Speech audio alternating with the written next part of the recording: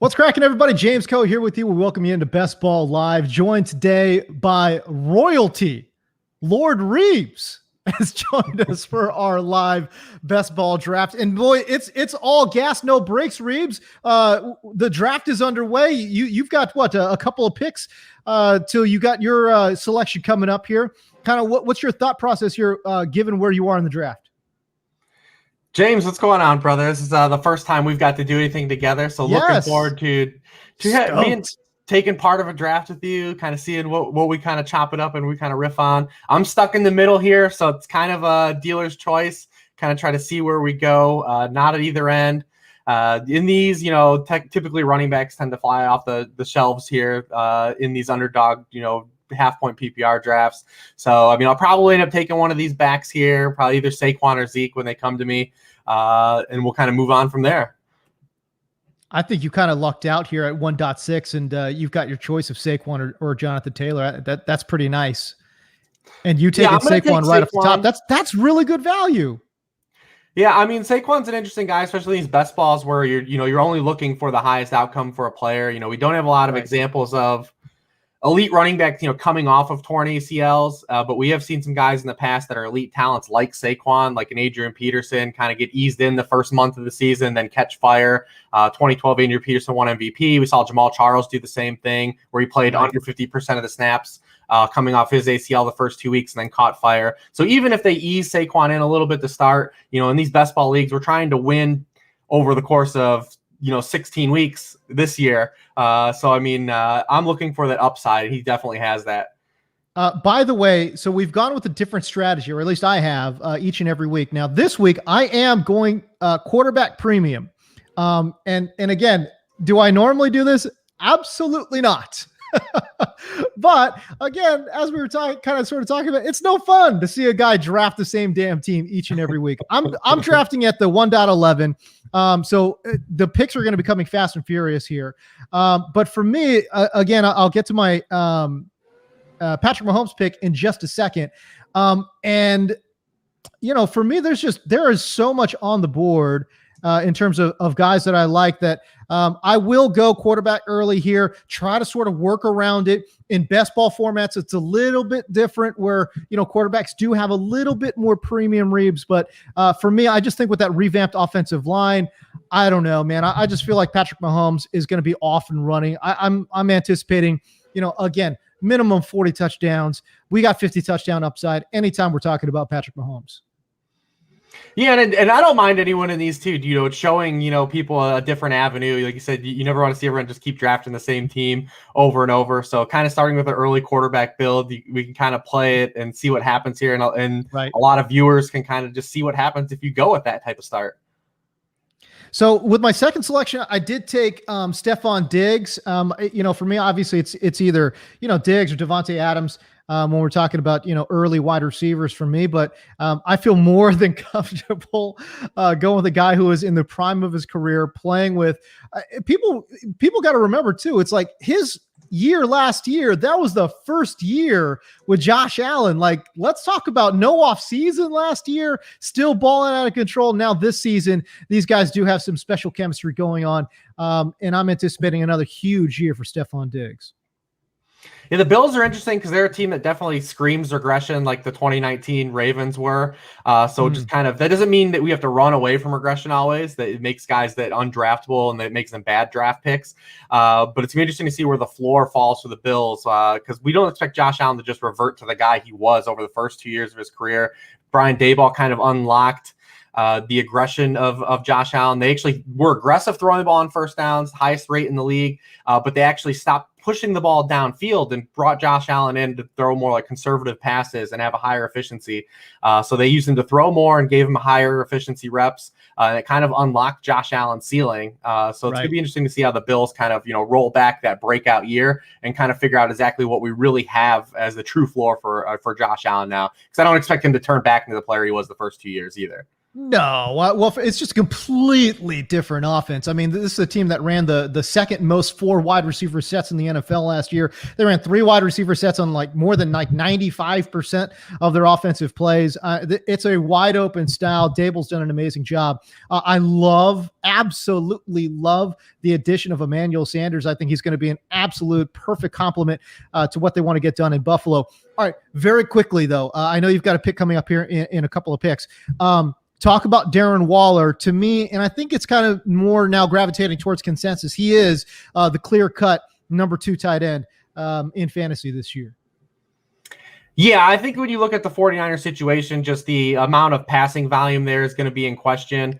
As we kind of, whenever Trey Lance takes over, which definitely will probably be at some point during the season, even if Jimmy Garoppolo plays, they've shown that they're not going to drop back a ton of times with Jimmy Garoppolo. So just a comparison between Kittle having Brandon Ayuk and Deebo Samuel in his offense, potentially the team having lower passing volume than the Raiders, and Darren Waller just having really no competition outside of a second-year Henry Ruggs, second-year Bryan Edwards, and whatever they can get, out of Smokey Brown here in his early 30s, which is still probably a productive player. If you're asking Smokey Brown to be Nelson Aguilar, he could probably kind of represent what Nelson Aguilar was for that offense a year ago as well. But Darren Waller is a guy that is going to probably lead all tight ends in team target share, minimal competition. He's been 3rd and 4th in yards per team pass attempt among tight ends the past 2 years. So it's really just a volume play with Waller.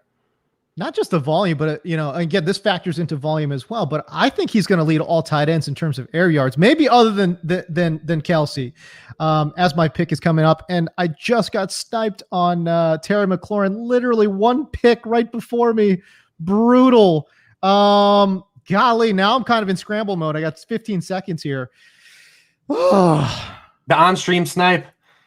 It is. That's interesting, and I guess I will go Allen Robinson.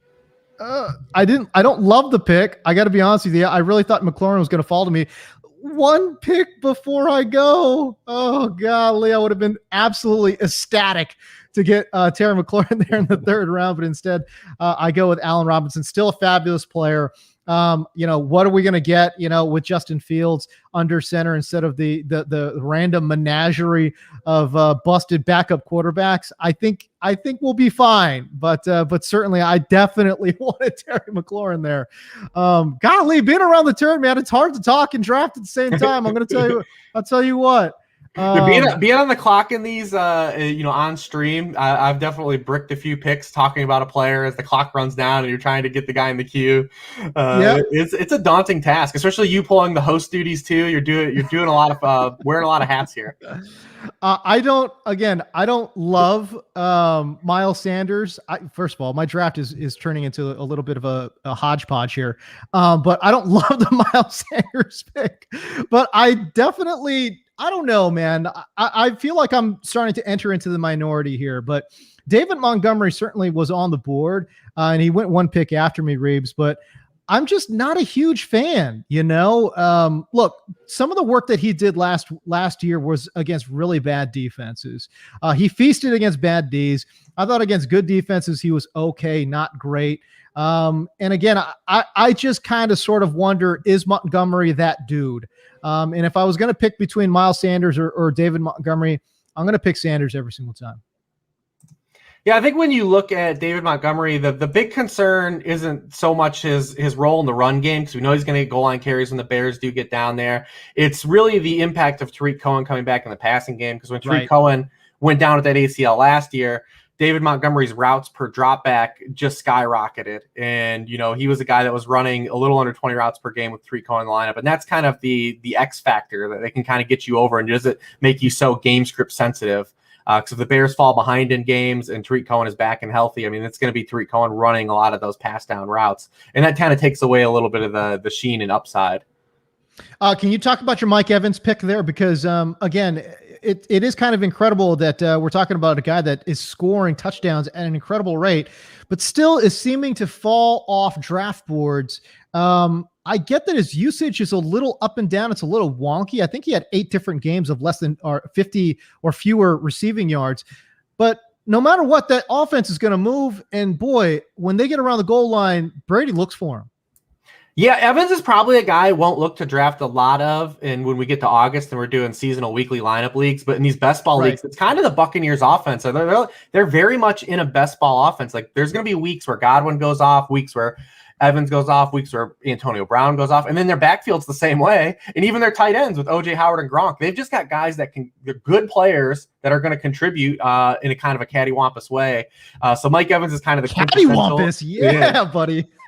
Quintessential in a best ball player. You know, he and Gronk had just dwarfed the rest of the team in end zone targets. So in these best ball leagues, downfield targets, end zone targets, as your wide receiver 2 and like a 4th round guy, I mean, I'm looking for him in this type of format more than probably, like I said, when we get to August, and I've got to put him in my weekly lineup and take on some of those 3 reception games that he was fond of last year. Well, there was one game in particular. I think he only had 2 catches, and they were both for like 1 yard and a touchdown each or something. You know, it was just insane. You're like, all right, well, he ended up having a really productive week, but God, it was just, flying in the face of volume. You know what I mean? It's like, all right, we'll take it. By the way, I'd be remiss in saying we are giving away, as Reeves is up for his pick here, but we are giving away a $25 entry into the $1 million underdog contest. If you want to be eligible for it, all you got to be doing is follow me on YouTube.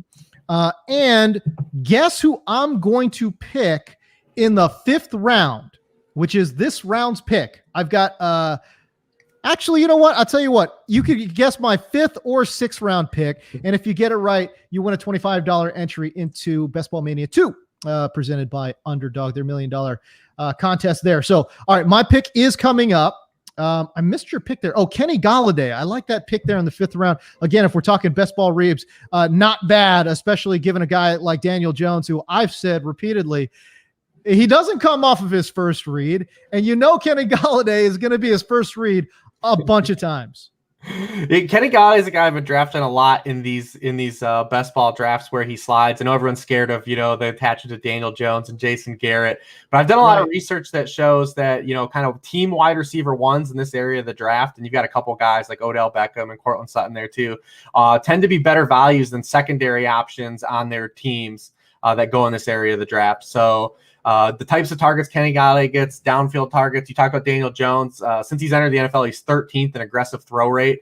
We know Kenny Golladay is a guy that's not going to get a ton of separation, but he's going to get those 50-50 balls and those downfield targets. And that team is starving for any type of red zone presence. Since Daniel Jones has been in the league, he's been completely subpar in the red zone just because they have had no options in that area of the field. Last year, he threw 7 touchdowns in the red zone on 54 pass attempts.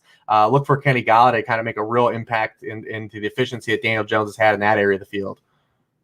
All right. So what would Javonte Williams? I feel like I'm saying this every single pick. I don't love the pick, but certainly I like the player. I don't know what that offense is going to kind of sort of look like. Obviously, he's got to jump Melvin Gordon there. Oh golly, I'm extremely torn between Jerry Jeudy and DJ Chark. But I am such a sucker for big, long, athletic wide receivers that I'm just going to go Chark. The reason I say this is because, first of all, let me just say, I think that Jerry Jeudy is going to have an unbelievable bounce back year. I really do. This is a half PPR format, not full PPR. If it was full PPR, I'm probably going Jerry Jeudy there. But DJ Chark, I know, fell off a bit last year. But given this offense and whatever you thought about the Jaguars last year, you got to put that in the trash bin, right? Brand new coaching staff. Trevor Lawrence is in the building. And we know one thing with Urban Meyer, they're going to throw the ball. They're going to spread this around. And I think Trevor Lawrence being, in my opinion, the best quarterback prospect, maybe better than Andrew Luck, I think bodes extremely well. It's a system that he already knows. They ran a lot of spread concepts there at Clemson. And when I look at guys in that wide receiver room, Reeves, that there's not too many guys that profile better as a dominant X receiver than DJ Chark. And DJ Chark's been kind of a Rorschach test for me. I kind of don't really have a great lean on him either way. He's a guy that didn't have a great like prospect profile coming out of LSU, but had a great physical profile, size, speed guy. Then we saw him at the start of the 2019 season just come and start that season on fire, then kind of disappear halfway through that season. And the quarterback play hasn't been good. They add a guy like Marvin Jones who has a little bit of overlap in winning downfield. But the Jaguars in general have a potential to be pretty fun. Like if this does work out, if Urban Meyer just isn't the second coming of Steve Spurrier, the pieces here are pretty fun. You look at Laviska Shenault, Shark, Marvin Jones, Travis Etienne, James Robinson, Trevor Lawrence. This offense could be good fun. Offense. They've got a decent enough offensive line. They're going to run a ton of spread. Herb's a guy that likes to run power football out of spread, with his quarterback and running back. So it's going to be really interesting to see how this thing kind of comes together for Herb year one. Because the Jaguars they're probably going to be no middle ground. They're going to be a ton of fun or like an absolute like train wreck. And either way, we win. The one thing I like about that Jacksonville offense is the fact that it's also tied to a defense that I don't think is going to be very good. So there will be a number of shootouts there. Certainly. Reeves, you didn't do me like that, did you? You took Judy. Yeah, I mean, you made me a little nervous because you said you liked him. He's a guy he's easily my most drafted player this offseason to this point. Yeah. We'll see if it holds over the summer, but I mean, so you agree with me that he is in line for a pretty massive bounce back campaign. Yeah, I think that his year one was a little more positive than the raw stats, kind of lead on. Obviously, the Broncos, they were number one in the NFL, or I should say last in the NFL in catchable target rate between Drew Lock, Brett Ripien, and Jeff Driscoll starting last year. Right. I think that it will be sooner than later that Teddy Bridgewater's style of play adheres to Vic Fangio's kind of defensive-minded, don't lose the game for us, kind of background. And when you talk about Teddy Bridgewater, the one thing is he going to really push the ball downfield? No, but he's going to give accurate targets. We saw that last year with the Jaguars receivers all being productive. And you get Jerry Jeudy some catchable targets. He can win after the catch as well. I love where he's going in drafts early on. Yeah, me too. I really like the pick. And again, obviously carries a lot more weight in PPR. But even in a half PPR format, again, I'm anticipating a really, really nice bounce back campaign for Jerry Jeudy. Golly, man, I am. And again, it's an interesting one here for me. I like Damian Harris. Doesn't present a lot of pass catching upside. I look at the rest of the board here. I like Antonio Brown too. I think Marquise Brown, Mike Williams, these guys are going to have nice bounce back campaigns. But when you start looking at the rest of the running backs, it starts falling off pretty fast. So I will gladly take Damian Harris there in the 8th round. Yeah, I like that too, especially in this format. And like you said, I've kind of boxed myself in here and kind of just swerve into receiver, and we're going to kind of do this anchor RB approach, just the way that it's kind of gone here in the middle. Let's see what comes out. We're going to stick with the strategy because we don't have a lot of great running backs, like you said. So I don't really want to force the issue either and take guys like Melvin Gordon and Leonard Fournette at this spot either. Right. So Yeah. We're gonna. Your build right now, you've got Saquon Barkley, Darren Waller, Michael Thomas, Mike Evans, Kenny Galladay, Odell Beckham, Jerry Jeudy, and now Matt Stafford. Talk about taking a quarterback there in the 8th round. Yeah, I was hoping to get Brady to put with Evans in that round, but he went just a few picks prior. We're kind of hitting that like first firewall of QB1s are almost done now in this draft.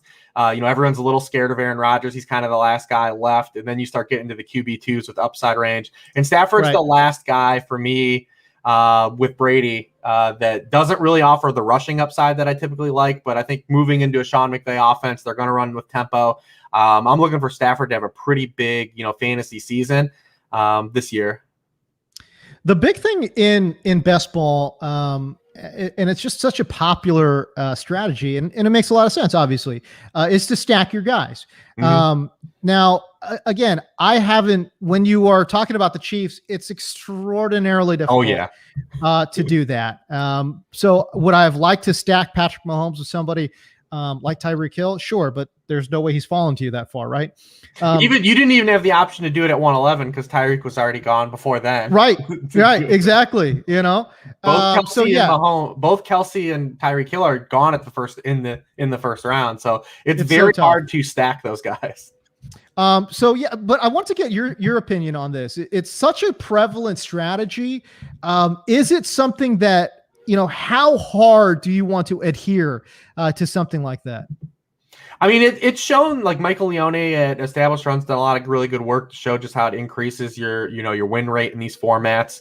So it's something you want to try to make happen if you can, but also you can't just like go out of your way and force it as well. Like, look at my team, all my other quarterbacks attached to my other receivers would have been just a complete force job. So I've got to kind of take it as it comes. I'm not going to take Jameis Winston or Taysom Hill at that point. I can't take Daniel Jones, Baker Mayfield, or whatever the Denver situation's going on, or even Derek Carr to pair with Darren Waller. So I needed a QB1 kind of in that firewall zone. We'll see if QB2, I end up working my stack around that way.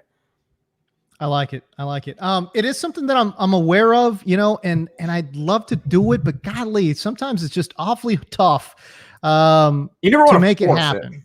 Yeah. I think that's the right way to go. By the way, did we get a winner? I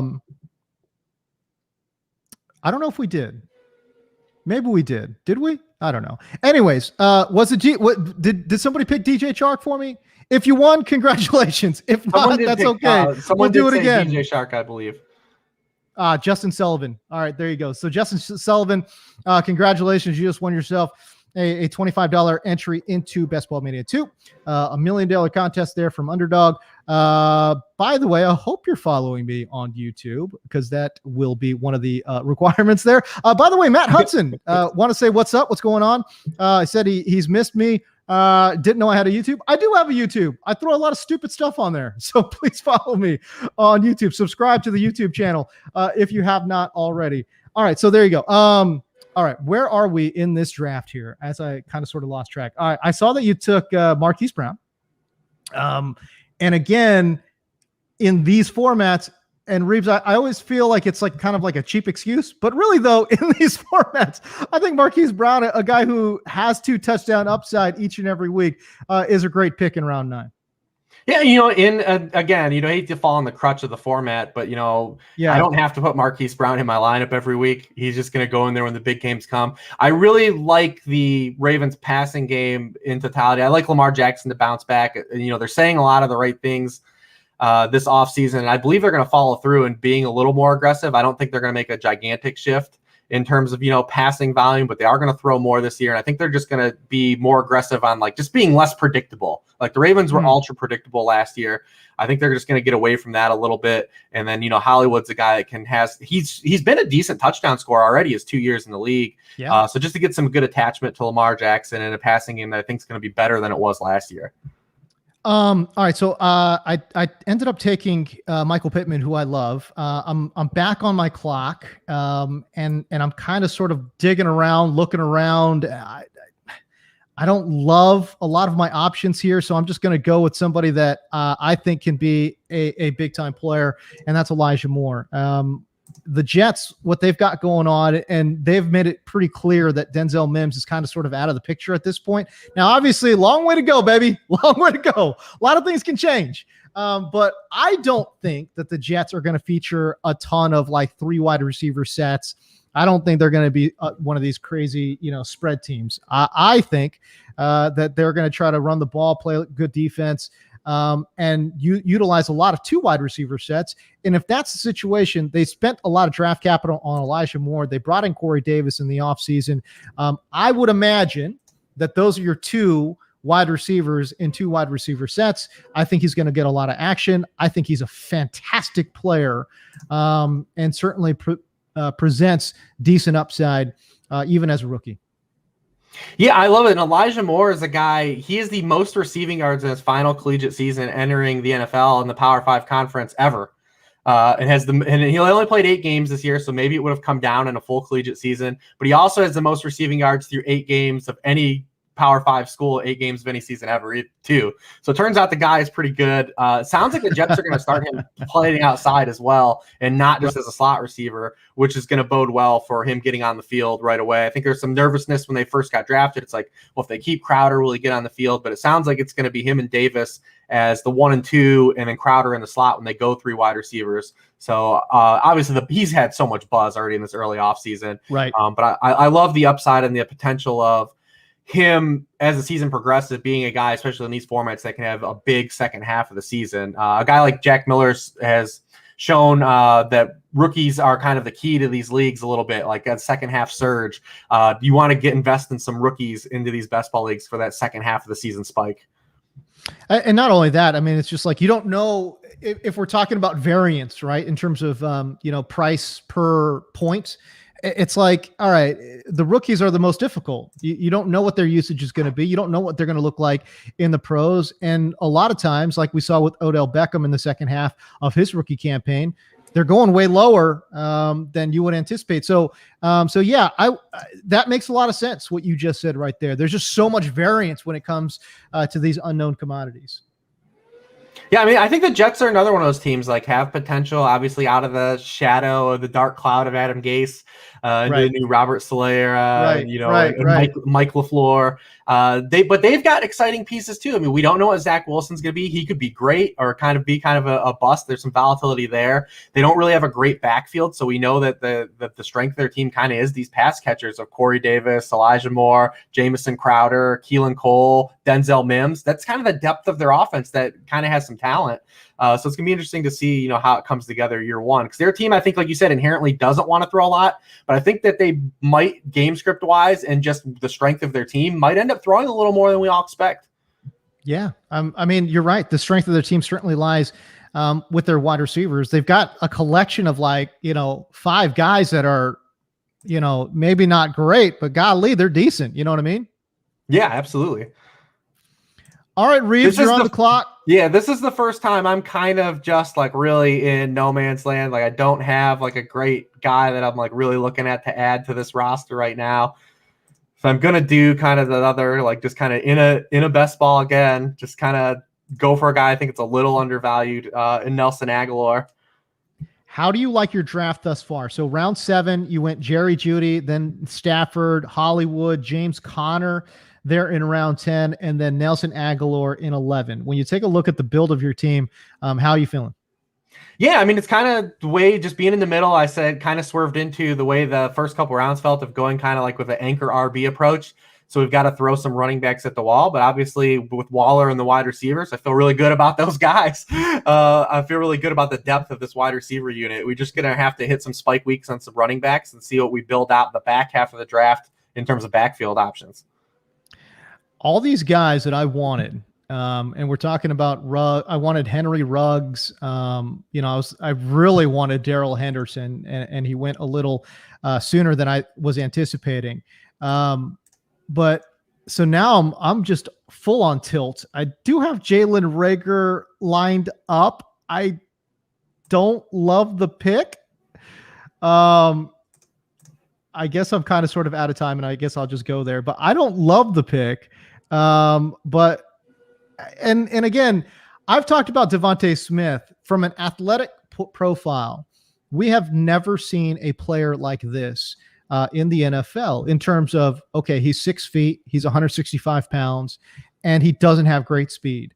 At least he doesn't anticipate to have great speed. He didn't run at his pro day at all, which, by the way, not running at your pro day when you know that, I don't know, maybe I'm just kind of sort of reading the tea leaves. Maybe I'm just, putting my crazy tinfoil hat on, but I think he knew he wasn't going to run a good time. And I think he ended up deciding not to run that 40 because of that. Where am I here? I'm actually up. You're on the clock. You got 12 seconds. I am on the clock. And again, I'm over here chit-chatting away, and I didn't have anybody queued up like an idiot. I will take Robert Tonyan. I don't know. We're talking about, what was he? The tight end 3 last year was pretty good. Was a bit of a find. Aaron Rodgers certainly trust him. And we're talking about round 12. Hey, listen, we'll take it. Yeah, you look at Tanya. That's another team too. Like even if Rodgers comes back, I think Rodgers is going to play for the Packers this year. I know it's not I think so too. the popular opinion at Yeah. the end of June. I think he ends up coming, late. And he's not a guy that needs a lot of reps anyways. It's probably good for Jordan Love to be getting as much action as he's gotten so far. But I do think that Aaron Rodgers will be there for the Packers this year. It's very interesting.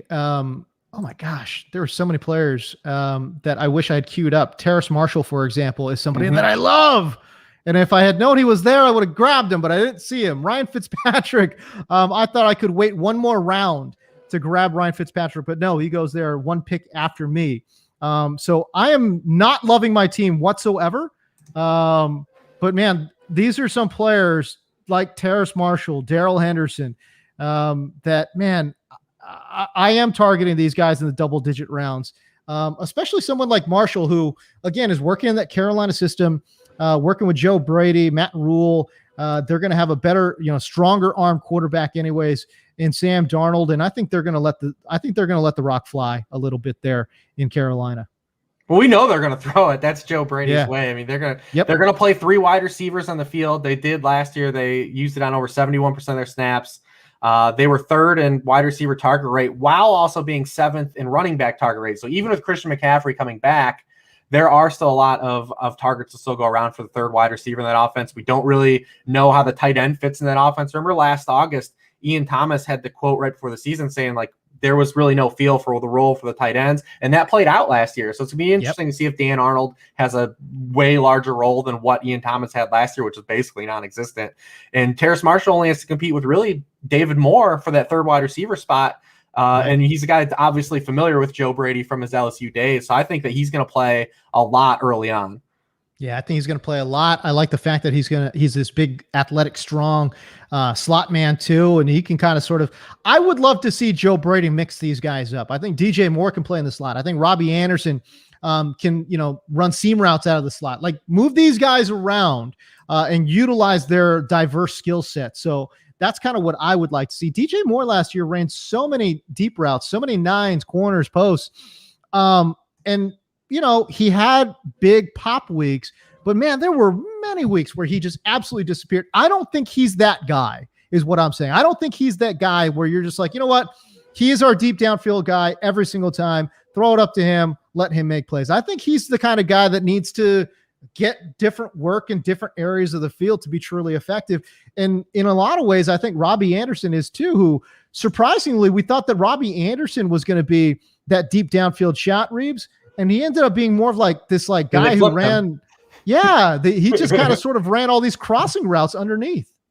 Yeah, the interesting thing about DJ Moore is you look at the first 2 years of his career, he was used basically near the line of scrimmage, a high yards after the catch guy, and then reverted into basically a downfield shot player, which we thought that was going to be the Robbie Anderson role.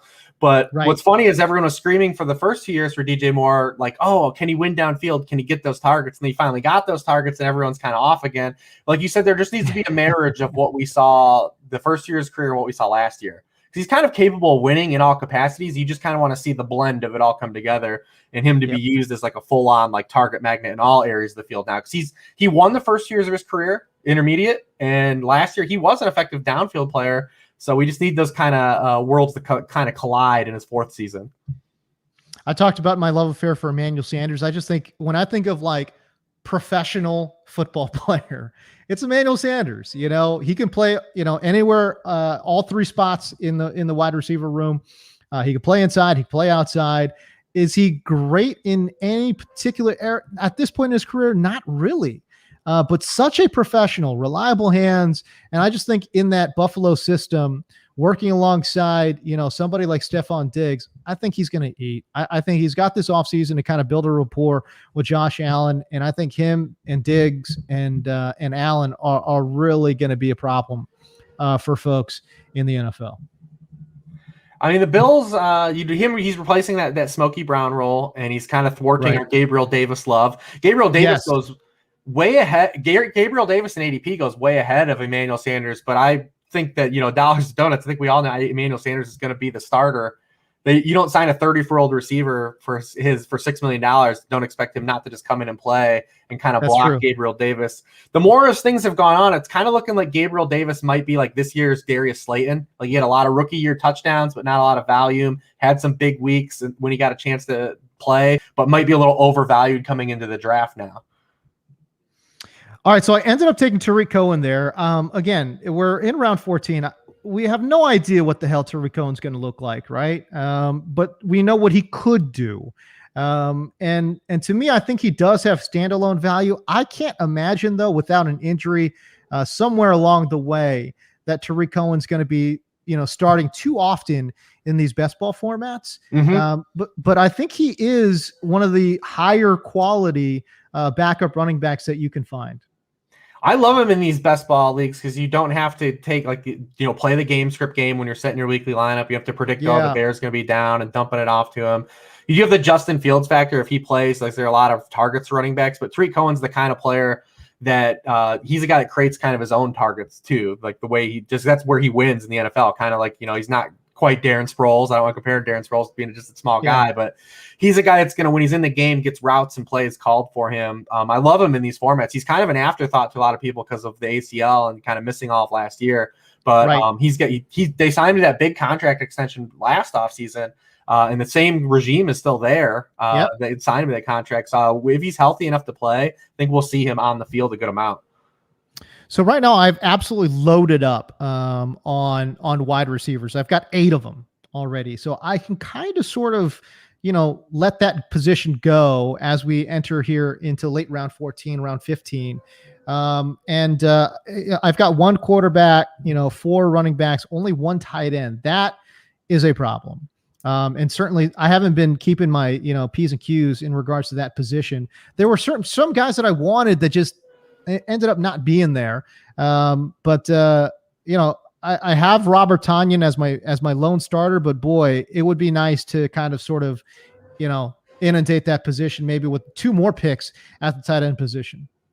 Yeah, I mean, the last round I was eyeing Gerald Everett, and a lot of people know that I'm really fond of Gerald Everett, and he went with the pick right before me, so I don't know if that was a follower or not, or just bad luck that knew that I was looking for him. But definitely have been really high on Gerald Everett where he goes.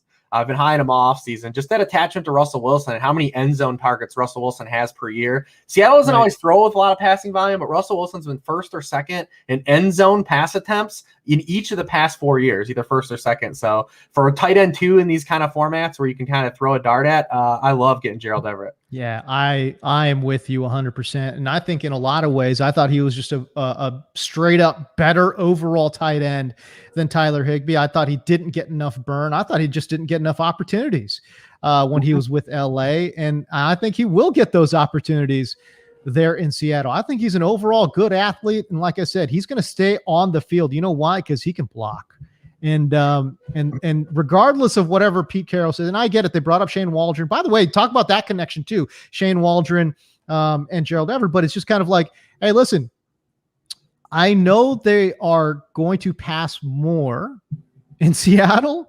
I just don't think it's going to be like one of these like crazy 65-35 pass run splits. You know what I'm saying? I think that it'll be a little bit more balanced, maybe a little tilting a little bit more towards that pass catching, or the opening it up a little bit, letting Russ cook, if you will, just a bit more. But still, I think a fundamental part of what Pete Carroll wants to get done is running the ball. Yeah, I mean, Pete's kind of shown us, because they remember the first half of the year last year, they were throwing it around. And they were Russ was cooking, and then the clamps kind of got put on that. Halfway through the year, the passing volume got reduced. If you had Russell Wilson and DK Metcalf, the second half of that season was completely different than the first half, which is unfortunate. But it's gonna be interesting to see just what Shane Waldron has to bring. We've seen a lot of the quotes from camp between DK Metcalf and Russell Wilson of just how unique that this offense has been since any offense that Russell Wilson's been a part of, and how complex it is. Because he's not been in complex passing schemes at all to this point. When you think about Russell Wilson, how good he's been. So it's going to be interesting to see. We don't really have a lot to draw on with Shane Waldron. He's coached underneath so many other offensive mind coaches, because he coached under McVay, obviously. He coached under Josh McDaniels. He coached under Charlie Weiss. what this offense is actually going to look like.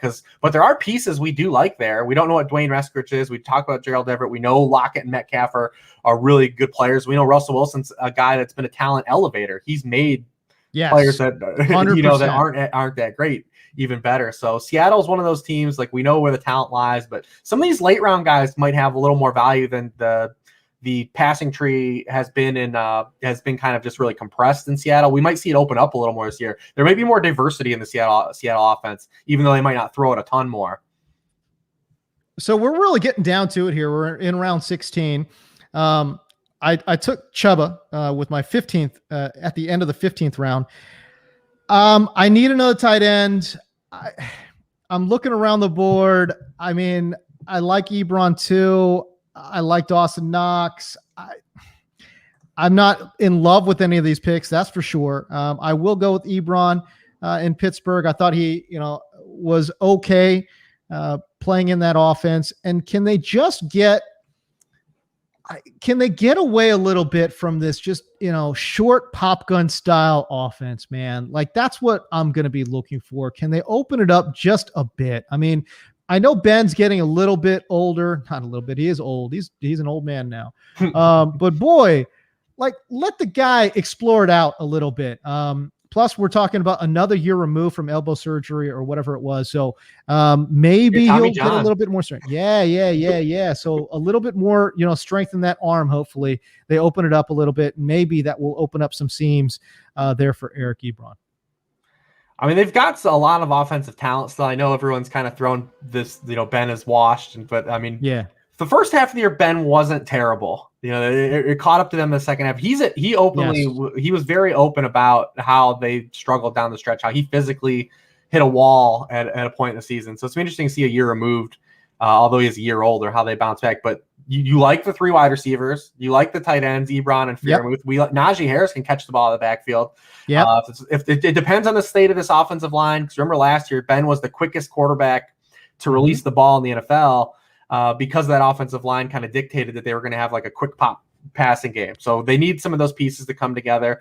I think that they had addition by subtraction on some guys. I mean, they get to play Kevin Dotson now at left guard. He was a really effective rookie. Losing Matt Fire was kind of the big deal there to see kind of how they can replace him. But if that offensive line is just a little bit better, you can open up, take some of those downfield shots. I still think the Steelers, some people have kind of buried them. Like, Mike Tomlin doesn't put bad teams on the field very often. Never. So, I mean, the Steelers are still going to be there on a weekly basis, I think. It's not that he's never – it's not that he doesn't put it out there often. He never does. Yeah. He never does, which is great. Anyways, even the year they had to play without Ben, they go 8-8. With just – I mean – with somebody named Duck Hodges, like, come on, bro. Is this for reals? Like, are we really doing this? And they're still winning games. So – and by the way, Mike Tomlin has such a long history of just manufacturing great fantasy running backs. And it doesn't, I mean, like, who the hell is Willie Parker? Willie Parker was just putting up, 1,200, 1,300 yards. Like, look, I'm not saying that O-line's not important. It is. It absolutely is. But you know what, though? I think that it's easier to manufacture good O-line play than it is to get manufacture quarterback play, for example, or like explosive wide receiver play. Positions that require real athleticism and skill, whereas O-line, it's very much a schematic thing. So I think that they're going to get it fixed. I'm not worried about the O-line at all in Pittsburgh, and I am overdrafting Najee Harris every single time. I think he's going to be a stud. I think first of all, he was a stud in college. As you mentioned, you see the size and the bulk and you're like, okay. But that dude can catch passes. That dude can run routes. And he is, I think, undervalued right now in fantasy football. I love Najee Harris going to the 2021 season. Yeah, he's a guy that's gotten the drum beat, the early drum beat. He started to climb a little bit from the draft on. More people are looking at the situation and the volume. And Steelers backs last year had a lot more opportunities inside the 5, I think, that people remember.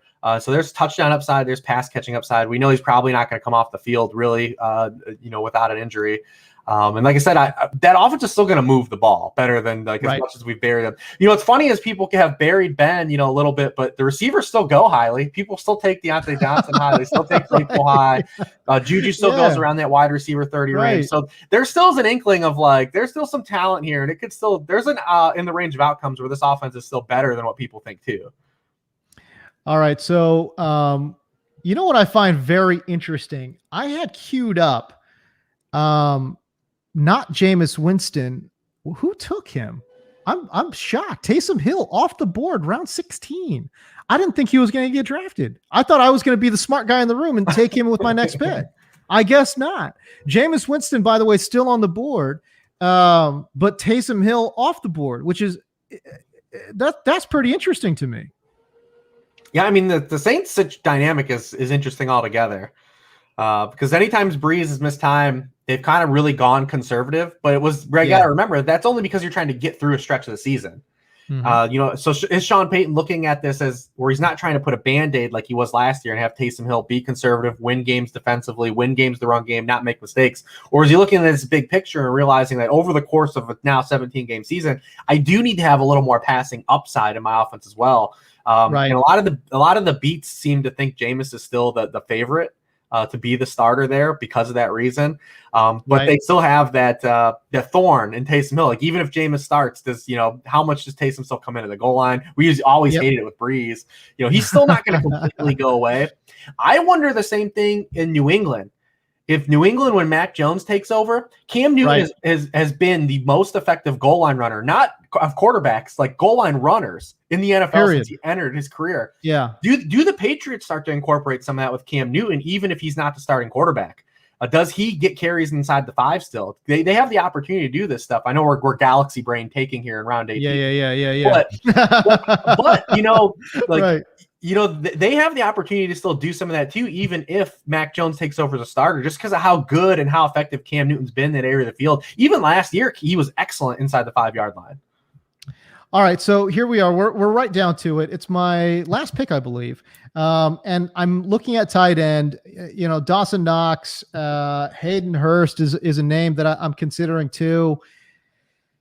I don't look when you're in round 18, you don't love a ton of your options here, which makes me feel a little bit better. The fact that that I ended up taking Robert Tonyan early, but Robert Tonyan, Eric Ebron, Dawson Knox, my trio of tight ends there. Hopefully, we can kind of sort of piece together.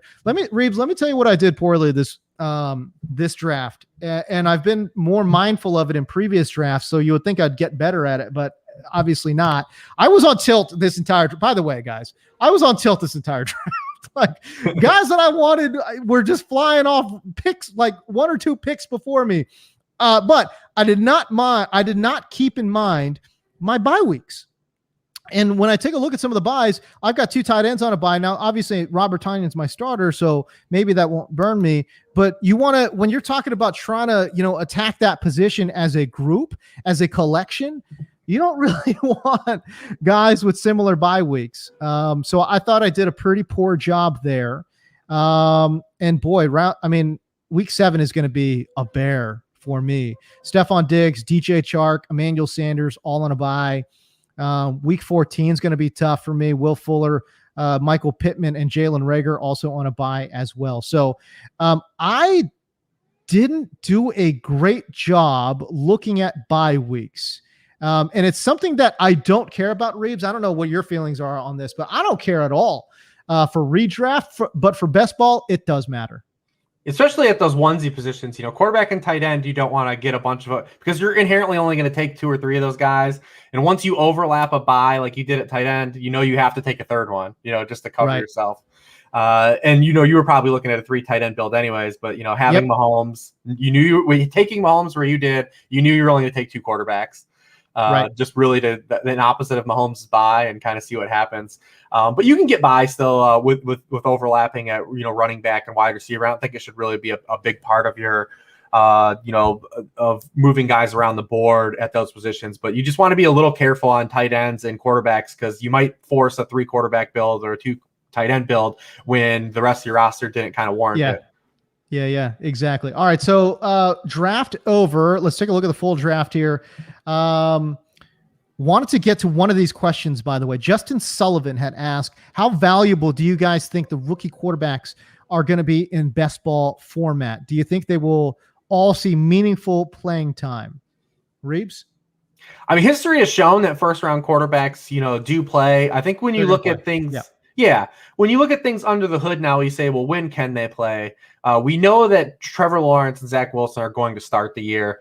The other three guys, Mac Jones, Trey Lance, and Justin Fields, are more of kind of a toss-up. You look at the 49ers, they open up with such a brutally light schedule. I guess brutal is not the right word, but like such a soft schedule that they could. Now, do they see that soft schedule and say, let's use Trey Lance and nurse him through because we think we can win these games? They're at Detroit, they're at Philadelphia, a good one in Green Bay, and in Seattle. But those are two winnable games to start. Do you use those as an opportunity to use Trey Lance, or do you just play Jimmy Garoppolo and say like, hey, we can get here before our week 6 bye and kind of see where we are? The Bears don't have a bye until week 10.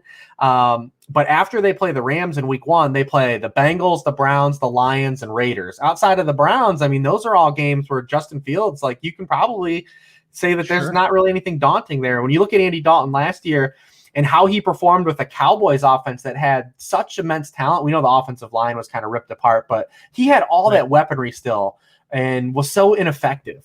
From a clean pocket, he was, 6.8 yards per attempt. And how can we trust him in this Bears offense? It's going to be awful. So the Bears need this this dynamic element of Justin Fields, his mobility to occupy an 11th defender, because Andy Dalton doesn't have that. So I think that, Fields is a guy that's going to play later. Mac Jones is a guy I think that will also play earlier than expected, just because of the predictability the New England offense had to play with last year. And I don't think the Patriots like to play that way. I think the Patriots want to be a team that wants to have diversity, and especially signing Jonnu Smith and Hunter Henry, being a team they're going to play a lot of 12 personnel, and you don't want a team that's going to play a lot of 12 personnel and have that 12 personnel with Cam Newton literally say like, well, we're going to run the football a lot. You want to be able to run 12 personnel and be able to run play action with Mac Jones. You want to be able to take shots with Nelson Aguilar. You want to be able to incorporate Kendrick Bourne and Jacoby Myers. You don't want to be predictable. I don't think the Patriots want to be predictable on offense as well. So I think Mac Jones will play earlier than assumed as well.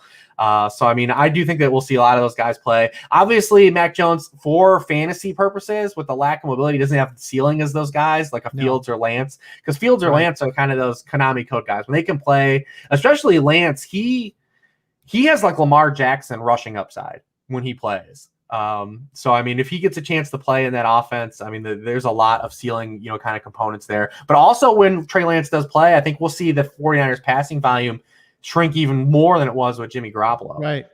Yeah. I agree with all of that. I think from a fantasy perspective, I think Mac Jones is off the table for me, mostly because you kind of sort of hit on all the points, right? Like the fact that even if Cam gets replaced, what does it look like around the goal line? Is this going to be more of like a, old school, 2 quarterback kind of rotational thing? You can't convince me that it's not.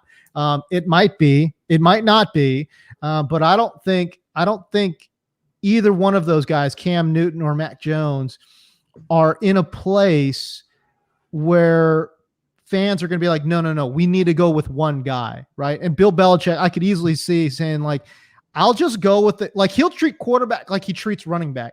I'll just go with the guy I think gives me the best chance to win on this play, on this drive, in this half, whatever it might be.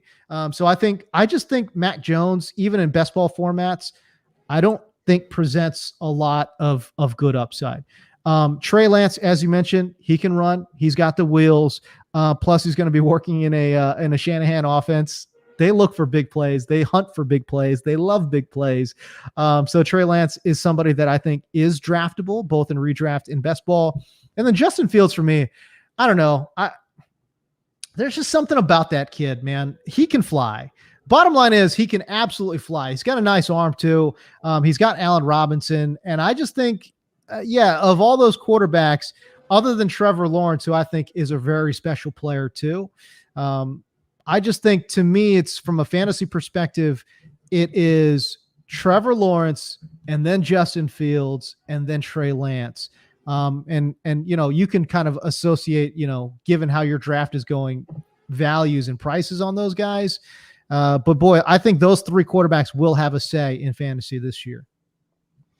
Yeah, I mean, quarterback is so deep as it's the way it's come. That's why we see more leagues go to super flex and, adding more quarterbacks. I know Sal's behind the screen there kind of grinning because, he's the guy that loves all these dirty quarterbacks that go QB 25 or later because, those guys, the position's deep. We see these guys have kind of that make their fit. And we don't really see guys that in the archetype of Lance and Fields, and it's only because they're rookies and we don't know when they're going to start. If we knew those guys were starting week 1, their ADPs would be a lot higher. That's the only reason they're depressed. But you don't see guys with that kind of dynamic dual threat ability really late in drafts anymore with the way fantasy's been played. If you look at the top of the quarterback position in ADP, it's all the dual threat guys. And they go in a row, and then you get your pocket passers. Like Taysom's the one guy kind of in no man's land that has rushing ability. And then you've got these 2 rookies. And one of these rookies, if they end up playing, 10, 12 plus games, they can really make a, kind of an imprint where they go in ADP in these drafts because they're going as mid QB2s and later. There's opportunity for one of these guys to really kind of be linchpins like Justin Herbert was a year ago. All right, so Justin Sullivan asked me another question. He was curious about your round 18 pick there in Quadri Allison. I think a lot of folks are thinking, okay, if it's not Mike Davis, maybe it's Javian Hawkins. It's not very clear. We haven't had training. I mean, we haven't seen these guys play yet. Right. So, not 100% sure what that pecking order is, but talk about Allison there as a backup to Mike Davis. I mean, when you just look at Mike Davis first, like when you're looking for guys like running back situations that look like they can bust, like Mike Davis basically fits. I'm not rooting against Mike Davis by any means. It just happened to be this specific build. I was hunting like running back depth and running back upside, but Mike Davis like definitely checks a lot of boxes of red flags of like a guy that could definitely be a 28-year-old running back that's been a part-time player his entire career. It definitely there's some. If no one will be surprised, like I should say, if we get to middle of the season, like he flamed out, be like, well, yeah, I guess we could have saw it's coming. And then when you look at, you brought up Javian Hawkins, I mean, 185-pound guy is not going to take the reins, like in any NFL offense. Yeah, that's so true. Then the next guy is that kind of Allison, kind of to be like the kind of fit the archetype of a guy that could get a lot of opportunity that has kind of been unforeseen, based on, basically us saying, well, it's Mike Davis and just a bunch of guys, a bunch of vagabonds. So we got to go into the vagabond well, but if I had to pick one of those guys, I would pick Allison over Hawkins just because it's hard to see a guy of Javian Hawkins's stature becoming like really having like a really fantasy imprint. Okay. I got you. All right. Talk about your team overall. And then while we got you here too, we'll kind of sort of take a look at the other builds, at the other teams, and kind of, maybe target a team that we really liked, maybe target a team that maybe could have done a little bit better. But break down your team from the get-go. Yeah, it kind of was, like I said, going with the anchor running back or hero running back or modified 0B, whatever moniker of choice that people want to fight over. And I kind of swerved into that. So I took Saquon first and then just all pass catchers until round 10 and round 10 plus. And just started hunting RB2s. I actually did a study on Sharp Football Analysis that showed if you're looking to go this route, that you want to take running backs in the round like 10 plus area. A lot of people just don't wait long enough when they go with this strategy. But the key is you got to get good enough receivers too. So I knew I was only going to end up with 7 receivers in this build. Kind of went that route. So we do need some guys to hit in this area with this type of kind of format. I wish I would have got a better QB1 with a little more upside. That's why I took a third quarterback. That had a little more mobility. I think Stafford and Baker Mayfield are fine quarterbacks, and they'll have mix and match fantasy weeks that are solid. I just don't know how many 30+ point games those guys can have, and that's like the one little worry. I would have loved to get a guy like a Tannehill or like one of those guys at the very end of the mobile quarterback range that's capable of those real spike weeks with this type of build. But overall, like the structure is kind of what I set out to do. It all just depends on what shakes out with those like backup running backs. Yeah. The fact that you're kind of banking on some of these backups, and I get it, man. Like, for folks who don't do this a ton, they might turn their nose to your running back room. And I get it, but you want to put yourself in these formats because there's no pickups, right? and we're making an educated guess here as we sit on June 24th, for God's sakes, right? So that's kind of sort of what we're looking at. What I love about it too is the fact that even you could draft on September 1st, but it doesn't matter because there is somebody who's undrafted that is going to make a major impact in the NFL and in fantasy. But yeah, overall, I kind of sort of like your modified 0 RB build. And getting guys like Stafford, Baker Mayfield, and Zach Wilson, I think that's actually good enough at the quarterback position, to be honest with you, especially given, your overall upside there at wide receiver, which, I mean, let's be real here. That's not bad. A lot of potential touchdowns to be had between Mike Thomas, Mike Evans, Galladay, Beckham Jr., and Jerry Jeudy. I like it. If there was a team, Reeves, that stuck out to me when I take a look, team 1.1, Gav DJ, when you end up first 3 rounds, Christian McCaffrey, DK, and AJ Brown, you have done well. It's tasty. You have done pretty good. And then I don't think he had too many misfires, honestly, the rest of the way. Robert Woods in the 4th round, pretty good. DJ Moore, you're going to get some spike weeks here and there. Will he be up and down like we saw last year? Absolutely. But the spike weeks are all that matter in this format, and he gave you plenty of those. Mark Andrews there in round 7 gives him a very reliable tight end. And yeah, again, Marvin Jones going to give you some spike weeks. What's Kenyon Drake's deal? Again, is he the Drake was a guy I was eyeing for this particular team build, and he snagged him. Talk about that. Yeah, I mean, just like I said, we were looking for, like the guys kind of in that running back trap zone. Josh Jacobs is a guy that doesn't catch passes. If he were to get injured, Drake would probably have a little bit larger role in the offense than even Jacobs had. So, I mean, when you're in these kind of builds where you're building around RB2s trying to pop, I mean, Drake is a guy that definitely fits the mold of kind of what you're looking at. Like he's kind of he went ahead of Jamal Williams in this draft, but typically you kind of will see Jamal Williams sometimes spike over him. Right. But they're kind of very similar, kind of archetype of players in RB2 spots, and the Raiders are a little bit better than the Lions. I gotta say, this was a tough draft room. I think we were really drafting against some really seasoned veterans. If I'm just kind of sort of reading how the draft boards went, because there are certain guys that went a little earlier than you would anticipate. For example, Alexander Madison going in the 11th round. That's earlier than I generally see him, but I think that's a very smart pick. Darrell Henderson in the 11th round, generally a little bit earlier than I see him go. I think that's a very smart pick. Even guys like, AJ Dillon and Gus Edwards, these backup running backs were going a little bit sooner than I would have felt comfortable with. But I think those were all very, very smart picks. And boy, I gotta say, like, I look at the draft board and yeah, there's a lot of really good teams in this one. I don't have high hopes for my squad.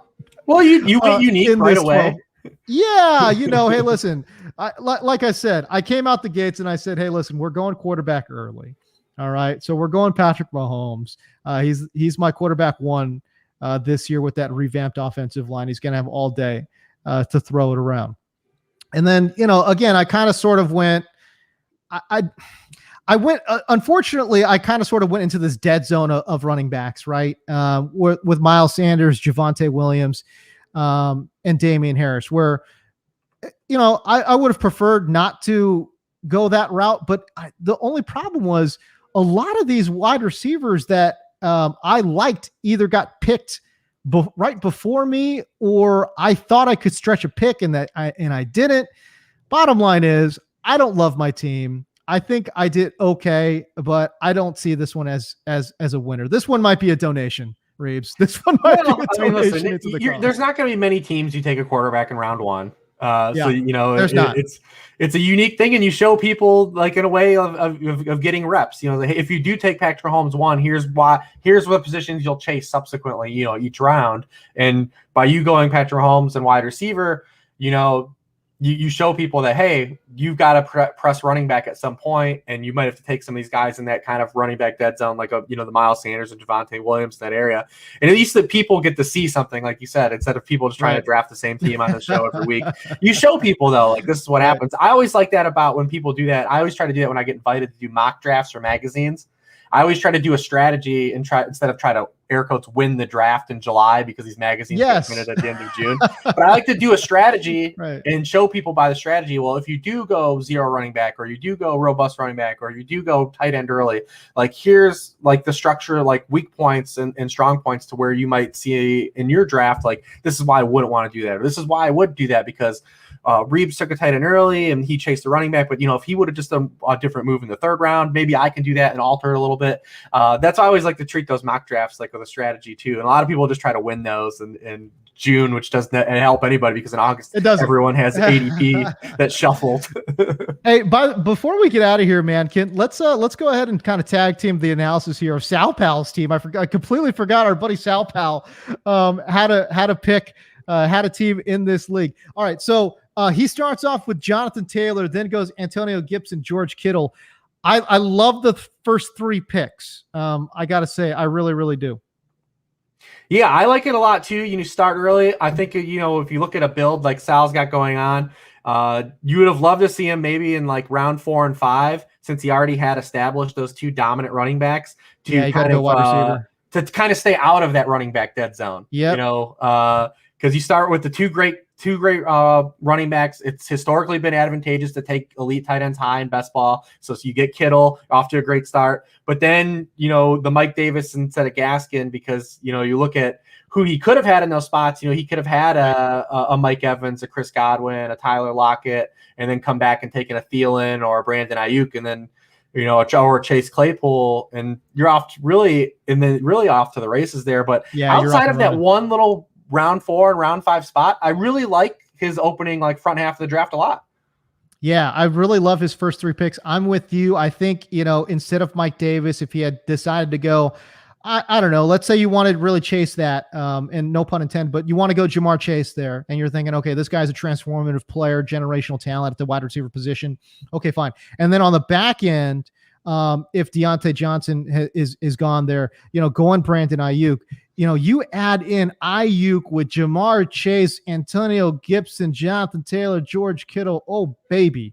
Oh, we are cooking with gas, boy. Let me tell you, we are cooking with some heat, which I would have loved. I love his running back, his quarterback pick there in round 7, Ryan Tannehill. I don't know, man. Reeves, I feel like I don't know. I just feel like he's undervalued. I don't get it. This is a guy that had 40 touchdowns last year. You add Julio Jones into the mix. He gives you rushing upside too. Like, what am I missing? Why is he going? I don't understand why he's going after Jalen Hurts, for example. Like, Jalen Hurts aspires to be Ryan Tannehill. You know what I'm saying? So I'm confused by it all. I love Tannehill, and he's someone I had higher even before the Julio Jones trade. I've had him over Justin Herbert too. I think he's offers a little more mobility, and there's a little bit of uneasiness with kind of Herbert, how he finished the season. There could be a Baker Mayfield year 2 in his range of outcomes that a lot of people aren't counting for. But Tannehill is a guy that you add Julio Jones, just the efficiency he's had, mobility. He's made 26 starts now at the Titans, and he's been a QB1 or higher in 16 of them. Definitely love him in these formats. I love the rest of Sal's team. I think just out of that side of that round 4 or 5, he took a lot of players that I take in a lot of leagues. Curtis Samuel, he got Hawkinson, who obviously, I haven't heard anyone be down on Hawkinson yet at this point. How can you be? I mean, the anticipated volume there in Detroit is just going to be through the roof, and we know Jared Goff. Terrace Marshall. He was the guy that took Terrace Marshall. He did. Yeah. Oh, that hurts my soul. Like a lot of players he got. And he took Amon-Ra St. Brown, who I absolutely love too, especially in that Detroit vacuum of targets. I think he's going to emerge as their go-to guy. Ended up taking Olamide Zaccheaus too, who is an interesting play. Julio Jones, we just mentioned, obviously got traded away. When Julio Jones didn't play last year, it was actually Olamide Zaccheaus who lined up as flanker. They kicked Calvin Ridley inside to the X. And then it was Zaccheaus who actually got a big bump in volume. I think they kind of sort of do the same thing again here moving forward. Golly, man. I wanted to highlight one other thing. Where did I see that? There was somebody who took the entire San Francisco backfield. There he is. Vesuvius. I thought this is smart. I've done this actually in a best ball draft this year where I just go Trey Sermon and Raheem Mostert back to back. I don't need to figure out who the hell is going to pop off. I know one of these running backs is likely to have a big week, probably not both. Mostert, explosive player. Trey Sermon, explosive player, playing in an explosive offense. A Shanahan offense, Reeves, that has consistently given us fantasy gold at the running back position. And I think Trey Sermon's a really good player. And Mostert, before he got injured, showed that he's a big-time, big play threat as well. I really like Mostert in these drafts a lot because I don't think he's going to completely go away. And he has that, that big play upside. We've seen it last year and the year before. And he's been effective anytime he's played with the 49ers. So I don't think if he is healthy enough to play, like he's just going to go completely away. So I like him a little bit more because Sermon's completely jumped him now in ADP. So, he's a guy that, I look to for the kind of the home run ability when you're trying to throw darts at the running back depth chart in these drafts. Yeah. I mean, I know he falls generally in that quote unquote running back dead zone, but I'll risk it. Give me a running back that I know is going to get carries inside of a Shanahan system. Sign me up for that all day long. But I like that idea, by the way, just kind of sort of taking that entire backfield, or even if it's not the entire backfield, you're getting a huge chunk of that Shanahan backfield. Sign me up for that. I think that's actually pretty smart, especially in these formats, because you don't need to pick which running back's going to do it on a week-to-week basis. All right, that's going to do it for us. We've been dragging ass here, really stretching this out. But Reeves, I got to say, man, it has been a pleasure drafting with you. Absolutely. I know I have certainly learned a lot by just kind of listening to you, and this is through the years one of the more informative players that you can certainly find in the fantasy space. If you don't follow him, you need to be following him at Lord Reeves. And again, you are in the presence of royalty right now with Lord Reeves. Which is not bad. I appreciate it. This is our first chance we've got to do something together, so I obviously was really looking forward to it. It did not disappoint on any level. So hopefully we get a chance to come back and do something else. And I didn't blow the opportunity. And before we go, would be remiss in saying, you'll see it on your screen there. If you deposit $10 into a brand new Underdog Fantasy account and get a free 4-4 Pro sub, 25 Underdog bucks as well. Promo code PBL. I don't know why you're not doing that. It's an unbelievable deal. You should absolutely be doing that. By the way, follow me on YouTube. If you want to follow me on Twitter too, I kind of stink at Twitter now because I don't want to post all the time, but that's okay. Anyways, I've been there for years. Yeah, man. Anyways, I appreciate everybody watching. For all the folks, I want to say congratulations again to Justin Sullivan. But for Lord Reeves, I'm James Koh. We will see you next week. Peace out.